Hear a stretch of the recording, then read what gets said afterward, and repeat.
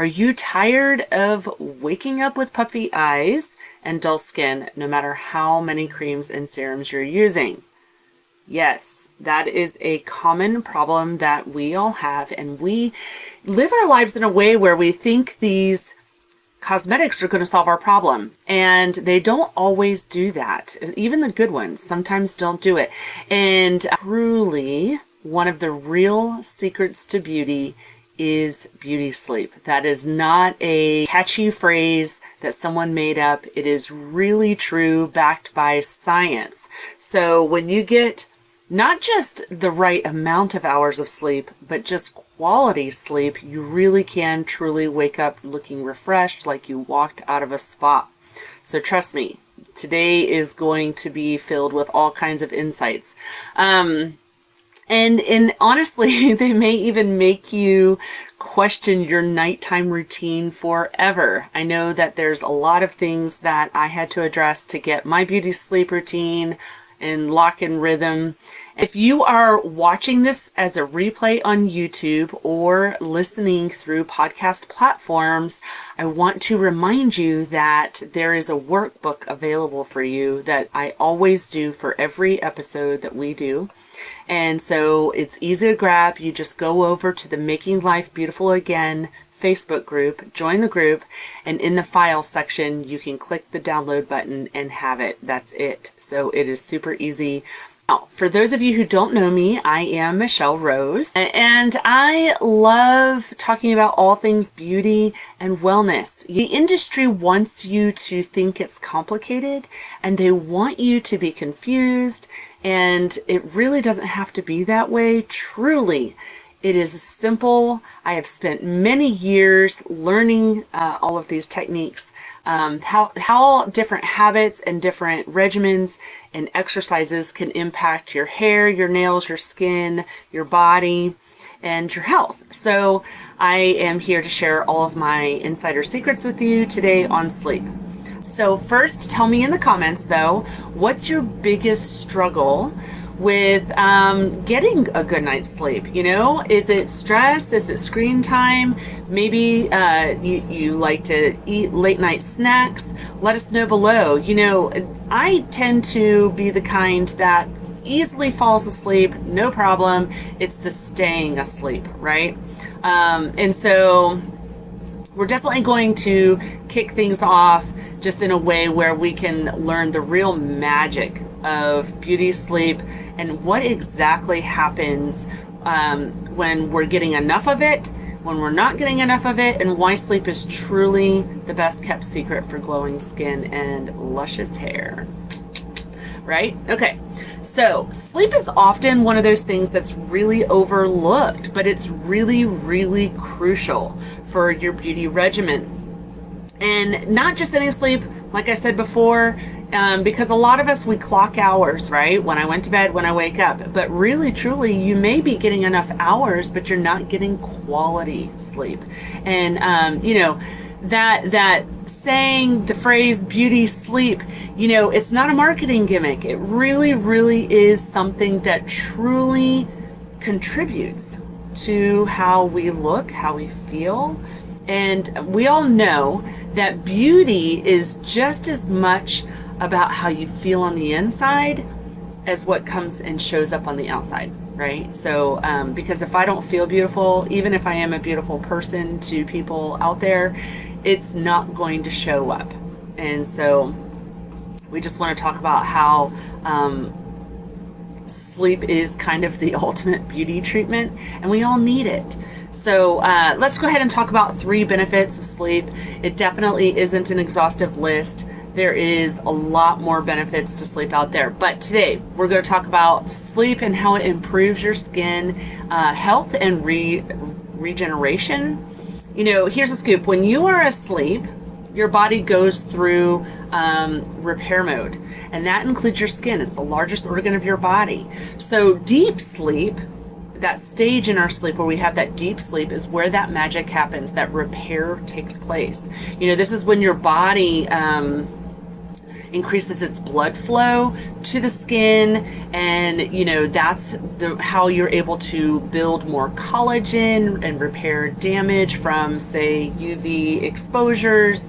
And it also, having that extra blood flow, helps reduce wrinkles and hydrates. It gives you that fresh glow and the nice color, right? And so and here's a fun fact: during your deep sleep, that your hydration, it's rebalancing all kinds of things. So when you wake up, it's really truly like you got a spa treatment. It reduces the puffiness under your eyes, it evens out your complexion and tone, and who doesn't want that? Right? So no wonder they call it beauty sleep.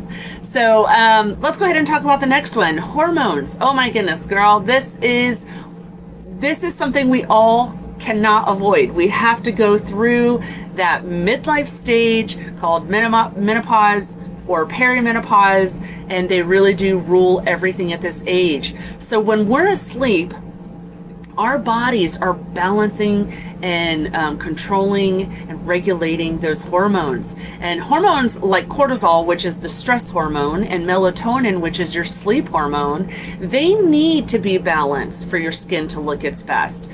So when you're sleep deprived, your body is producing more cortisol, more stress, which can lead to inflammation, breakouts, more fine lines. It can even thin your hair.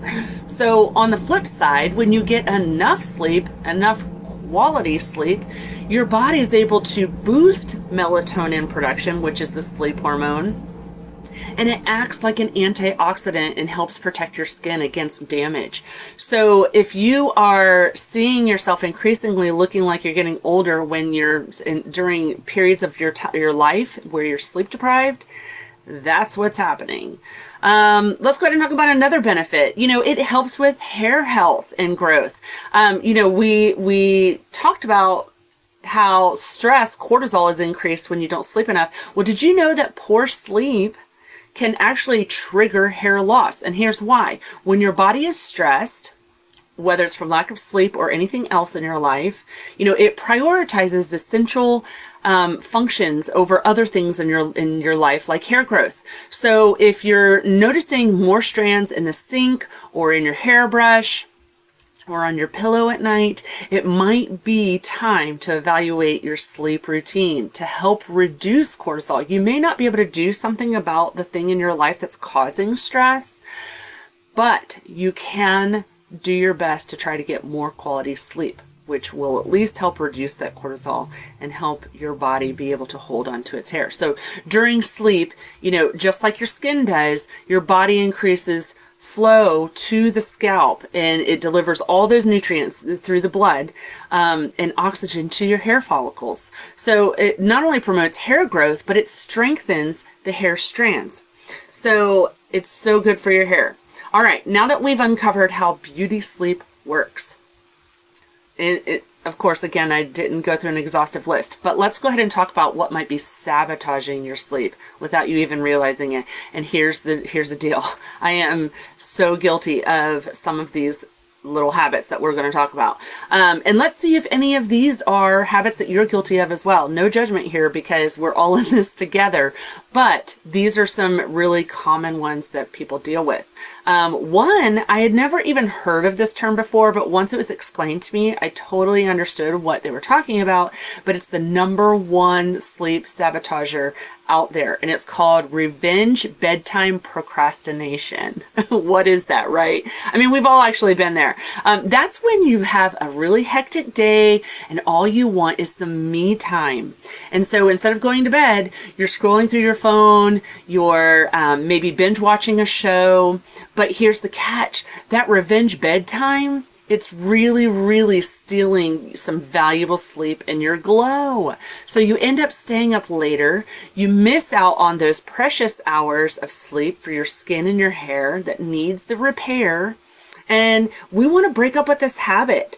I mean, I don't know if you've heard this before, but it is true. For anytime you go to bed at night, if you can go to bed before 11, you actually are getting bonus repair time. But if you are going to bed after 11, you are stealing from yourself. Okay. All right. Here's another thing that we do to sabotage our sleep. Overthinking and worrying. Okay, so this one, it's a biggie. You know, you're lying in bed, you've got a lot of things on your mind. What went wrong or what you have to do tomorrow, you know, and this is something that can be familiar to all of us. I know that you have been there before. And this kind of mental overdrive, it keeps us awake for hours at night or keeps us tossing and turning at night.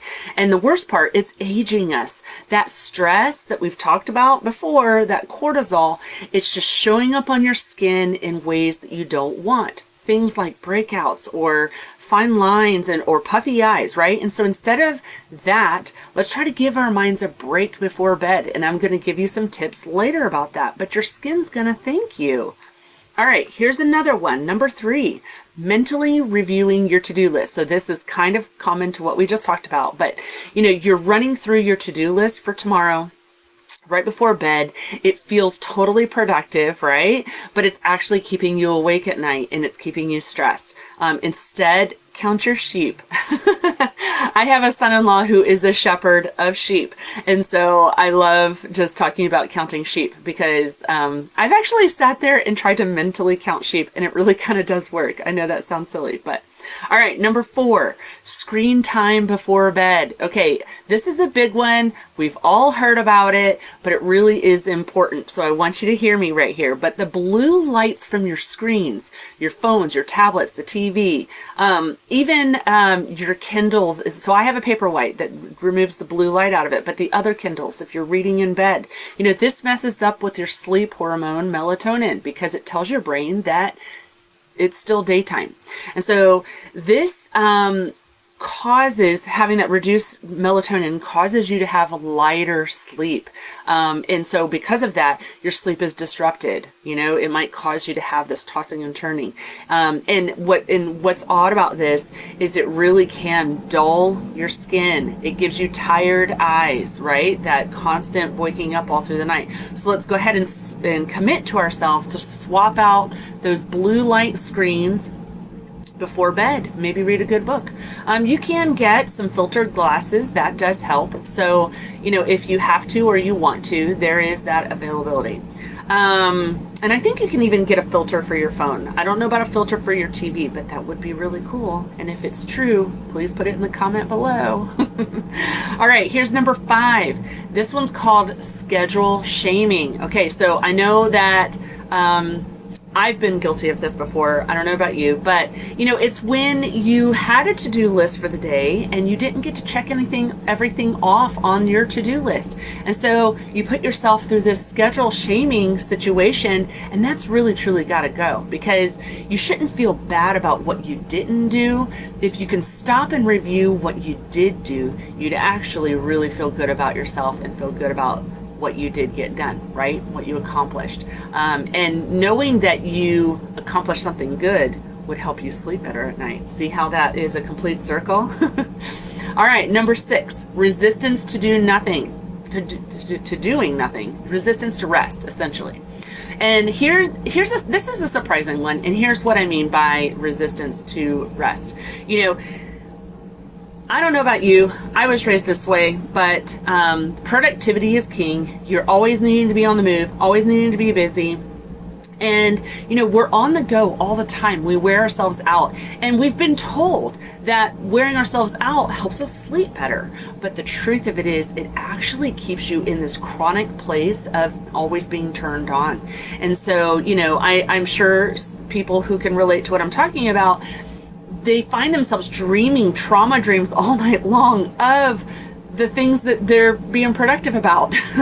And truly, and people have told me this in the past. I have since debunked this, but I've been told, don't take a nap in the middle of the day because you won't be able to sleep at night. That's actually not true. If you're someone like me who's always turned on and always has that running script in their mind, it actually helps you to slow down, shut down the cortisol for a moment, and reset. And then you wake up, you're refreshed, you're able to go. Now that's if you're taking a cat nap. Some of those longer naps can kind of self-sabotage you in some degree, but sometimes you just need to give yourself permission to rest. And so even if it's not taking a nap, just let yourself sometimes have a small mental break, whether it's just getting up and taking a short walk around the building and coming back in. It really will improve your sleep. All right, here's another one. This one, it's catching up on sleep. You know, if you can think you can catch up on sleep over the weekends, think again. Our bodies love routine, and I'm sure you've heard this term before, the circadian rhythm. This is not something that gets turned on and off. Your body actually needs your circadian rhythm to be in operation all the time. So if you are able to set wake up and sleep times the same for daytimes and weekends all the time, the same time frame, it's really going to do a lot for resetting and regulating those hormones. So keep a good sleep schedule. Find out one that you can do consistently for your weekdays and your weekends, and you'll really truly find the quality of sleep improving.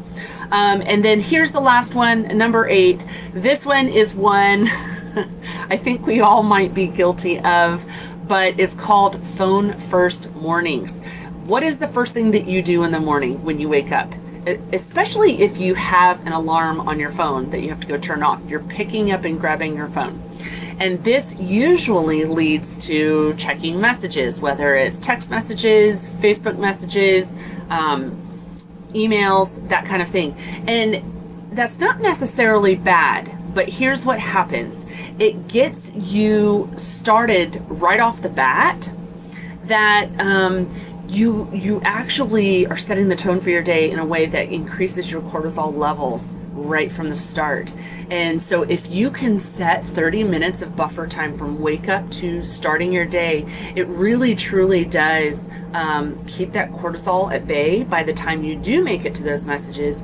And you might be surprised at how better you feel and how better it does for your sleep. So now it's time to talk about the fun part, fixing it. And I've got some really simple, effective tips to give you today that will improve your sleep so that you can wake up feeling refreshed and fabulous. All right, here's one. So set a bedtime alarm. We're really used to having a wake-up alarm. Why not a bedtime alarm?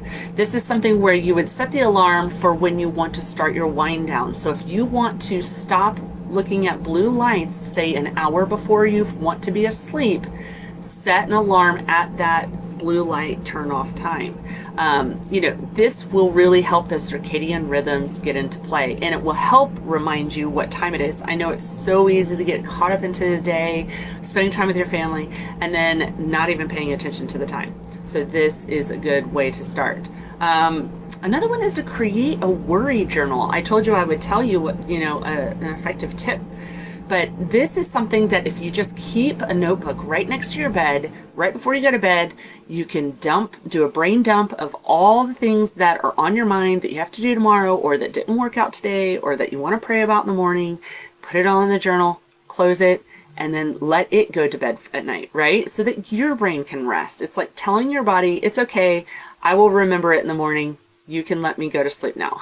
So here's one I love and I am constantly reevaluating, and that is a digital detox before bed, 1 hour before bed. That screen time, it's so important, and we don't even realize the value of what it does for us when we spend 1 whole hour before bedtime just telling our brains the day is coming to a close. It's okay to wind down and go to sleep. And so that helps even with that resistance to rest, because you don't have the physicality part that's resisting. Pick up a book, play an audible book if you want to, even let your eyes rest. I know for a season, Jonathan and I, we were even turning off the lights in the house and using candles for that last hour, just so that your body gets used to it's time to go to bed. That one is a fun one. Who doesn't enjoy a nice little candlelit moment? And then, okay, so this one, it's kind of got multi layers to it. And this is setting up a good beauty sleep ritual. And this is something that really is customizable for your needs and who you are. So I won't give a whole lot of specifics. I'm just going to make a list of a bunch of things that will work for, that you can try. One is a silk pillowcase. It's funny. I used to think that this was a luxury item. And then when I got one, I realized how necessary it really was. It reduces friction. So your hair's not getting as knotted, and it's not getting as dried out. And then it's preventing wrinkles on your face. So, and plus, I mean, come on, they feel amazing. The other one is to sleep on your back. This is really good for your skin on your face, especially because, and I will be getting into this more at the skincare class this weekend, but a lot of our vertical lines on our face, we get some usually around our ears, sometimes here, right? Or we even get these little extra pockets here. Anything that's happening vertical on your face is because, right? This one, you saw it. Those lines I'm getting right here are from sleeping on my side. This is the one I have to work on the most.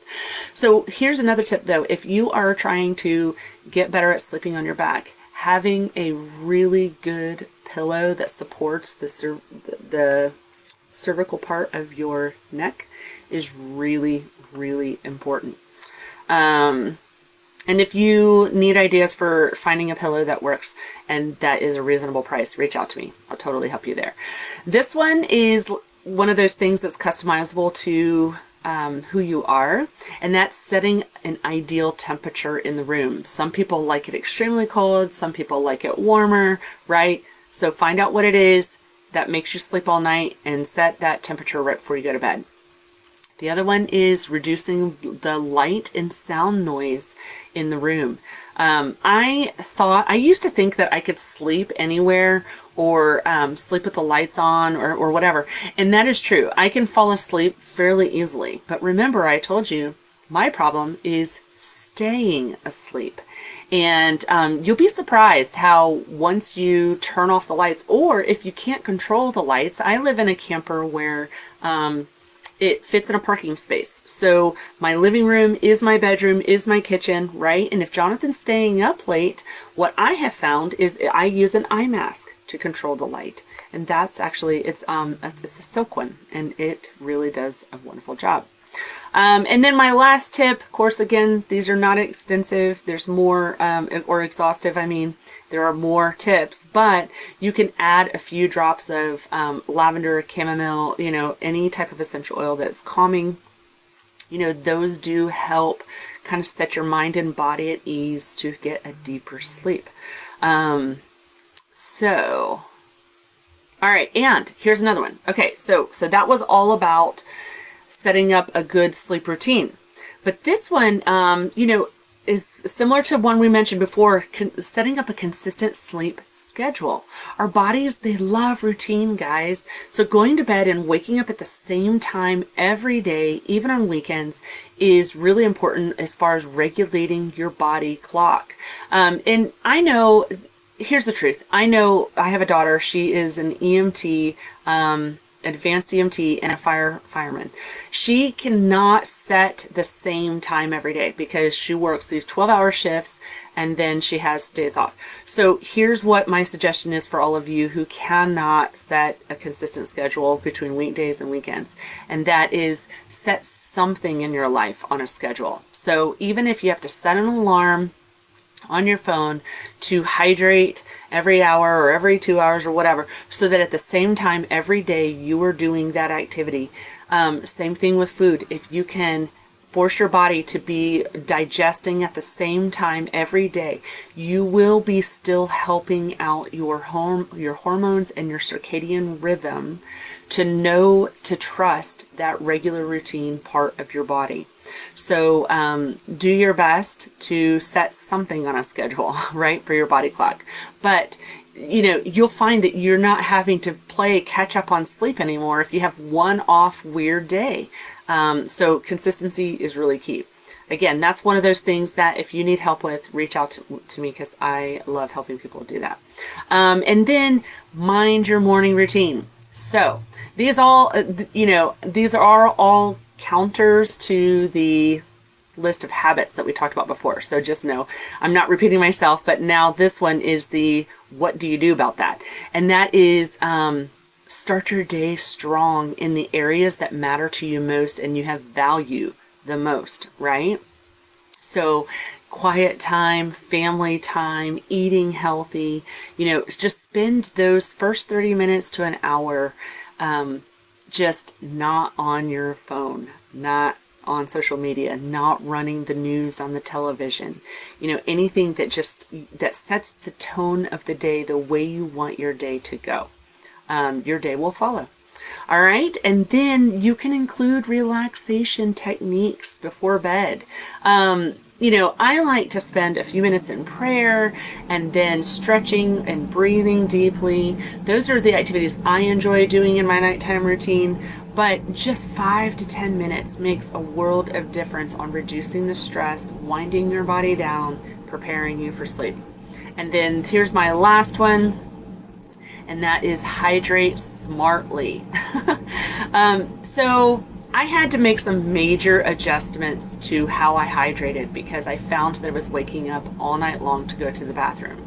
And I know when our hormones are shifting, that might be the case anyways. But if you front load the majority of your hydration in the day, you will be able to urinate and spend, the majority of your day taking care of those needs. That way, so I slow down my hydration around 4 and 5 o'clock.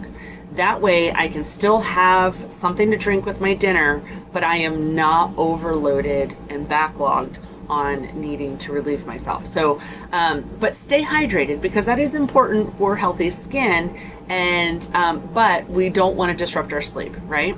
So I know that changing these habits can feel tough, and I've given you a whole lot to chew, but life is busy. So what I want you to do is, it's really just small, consistent changes that really make a difference. So just pick one or two.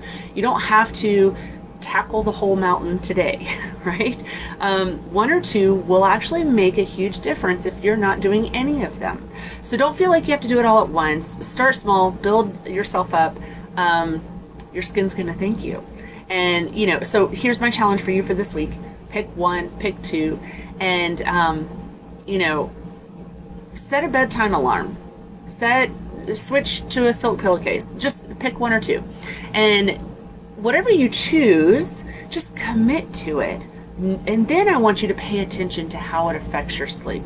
So I did include in the workbook like a little checkbox where you can say, yep, I did my one or two things I committed to, and then how did I feel in the morning after I slept? And sometimes I wear a watch that kind of that tracks my sleep patterns. So those of you who have something like that, start keeping the score. Write down the score, right?